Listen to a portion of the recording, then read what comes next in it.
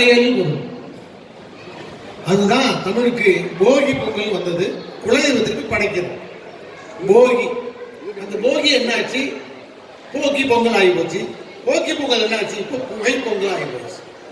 இந்த போகி பொங்கலுக்கு தயவு செய்து நீங்களும் சரி, உங்களுக்கு தெரிந்தவர்களுக்கும் சரி, படத்துணி, பழைய டயர், பிஞ்சு போன செருப்பை போட்டு எரிக்காதீங்க. அதனால உங்களுக்கு என்ன நன்மை? நீங்க பழத்துணியை எரிச்சு விட்டா உங்களுக்கு கிட்ட உள்ள கெட்டதெல்லாம் போயிடுமா? நல்லது போயிடும். உயிர் காற்று ஆக்சிஜன் போயிடும். அந்த கெட்ட காற்று வந்து உங்களை ரொம்ப கஷ்டப்படுத்தும். பழந்துணியை ஏழை கொடுங்க. கிழிஞ்ச டயர், பிஞ்சு போன செருப்பை ரீசைக்கிள்ல மறுபடியும் ரப்பர் மறுபடியும் புது டயர் ஆகலாம், அது பயன்படுத்துங்க. அதை விட்டுட்டு அதை போட்டு கொளுத்துறதுனால எந்த நன்மையும் இல்லை. எதை கொளுத்தணும்? திருண்டாமையை கொளுத்தணும், அறியாமையை கொளுத்தணும், கல்லாமையை கொளுத்தணும், பொறாமையை கொளுத்தணும். இதை கொளுத்த இல்லையா? அதுவே இந்த குலதெய்வத்துக்கு படைக்கிறது முதல் நாள். அதுக்கு அடுத்த நாள் அந்த சூரியனுக்கு நன்றி தெரிவிக்கிறது. அதுக்கு அடுத்த நாள் விவசாயத்திற்கு துணையா இருந்த மாட்டுக்கு நன்றி தெரிவிக்கிறது. அதுக்கு அடுத்த நாள் விவசாயத்துக்கு உறுதுணையா இருந்த பெண்களுக்கு நன்றி தெரிவிக்கிறது. 4 நாள்களும் நன்றி தெரிவிக்கின்ற விதமாக இந்த பொங்கல் திருநாளை தமிழர்கள் கொண்டாடுகின்றாங்க. உலகத்திலேயே விவசாயத்திற்காக நன்றி தெரிவிக்கின்ற ஒரே இனம் தமிழர்கள் தான்.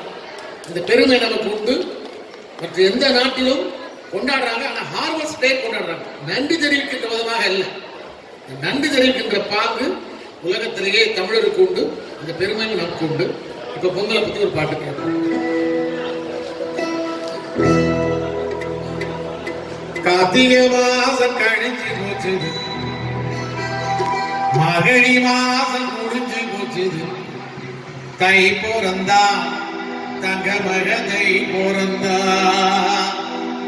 தை பிறந்தா தங்க மக தை பிறந்தா.